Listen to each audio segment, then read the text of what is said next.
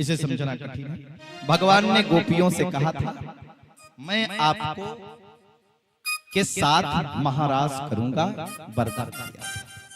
आज भगवान ने बांसुरी का मिनाद किया और देखिए योग माया का आवाहन किया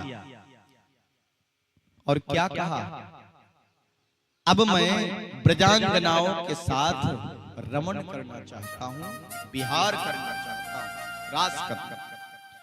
भगवान पिता रात्रि सरदो फुल्ल मल्लिका वीक्षरन्तुम मना चक्रे योग माया उपासिता।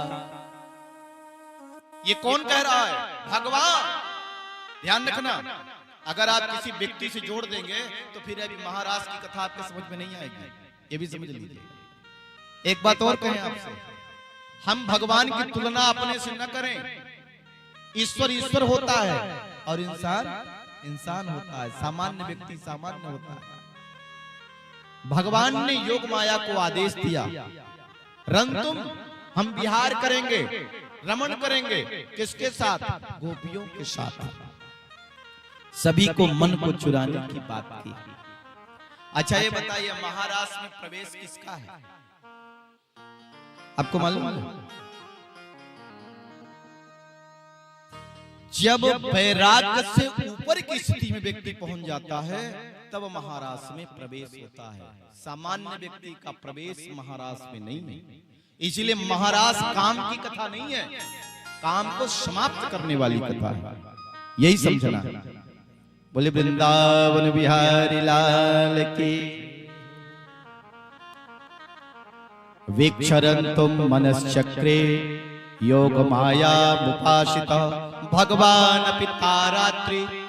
अब शरद पूर्णिमा की रात्रि का आवाहन किया। देखो शरद पूर्णिमा आने वाली है।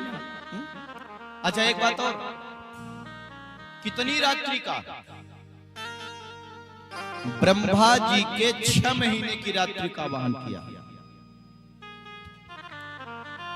सतयुग, त्रेता, द्वापर, कलयुग जब 71 बार बीत जाता है तो एक मनमंत्र होता है, और जब 14 मनमंत्र बीत जाता है उतना बड़ा ही ब्रह्मा जी का एक दिन होता है और उतनी बड़ी ब्रह्मा जी की एक रात्रि है। जरा बताओ कितनी रात्रि का आवाहन किया है? 6 महीने की रात्रि का। इसीलिए महाराज आज भी चल रहा है। महाराज किसी व्यक्ति के साथ नहीं हो रहा है, वो परमात्मा का रास है। वो आत्मा के साथ, वो चेतना के साथ रमण कर रहा है और आज भी चल रहा है। सीधा वृंदावन जाइए, निधि बन जाते हैं, शाम को 7 बजे के बाद गेट बंद हो जाता है। बंदर तक अंदर नहीं रहते, पक्षी तक नहीं रहते। दिन में जाइए कितने, कोई रुकता नहीं। ये मान्यता है कि आज भी प्रभु आते हैं और यहाँ महाराज आता है। लेकिन वहां प्रभु आते हैं या सच है, लेकिन महाराज तो हो रहा है ये सुनिश्चित है, आज भी चल रहा सतत। भगवान ने बांसुरी का मिनाद किया। निसम्म गीतम तदनंग वर्धनम ब्रज स्त्रिया कृष्ण गृहीत मानसा। भगवान ने जब बांसुरी बजाया तो गोपियों को मन को अपनी ओर आकर्षित कर लिया। आजक मुरन्यो मलचितोद्यमा सयत्र कांतो जबलोल कुंडला।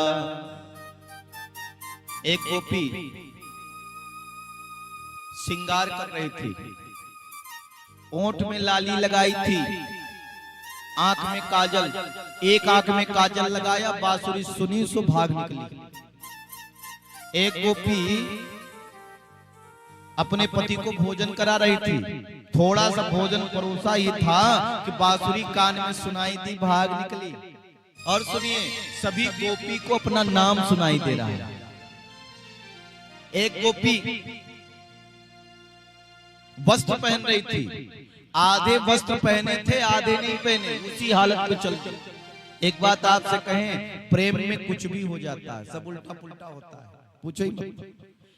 एक गोपी चूल्हे पर दूध पका रही थी, दूध उबल रहा था और दूध उबलता छोड़ के भाग गई। बांसुरी बिनाद सुना था। एक गोपी जाने लगी तो उसके पति ने ताला लगा दिया, कहा जाने नहीं दूंगा। शाम के समय में, रात्रि के समय में उस गोपी ने कहा आप मुझे शरीर से नहीं जाने देंगे, मैं दिव्य शरीर धारण करके जाऊंगी। बोले उसने समाधि लगाई, नेत्र बंद किया और अपने शरीर से प्राण का त्याग कर दिया और दिव्य शरीर धारण करके वो रास में चल गई।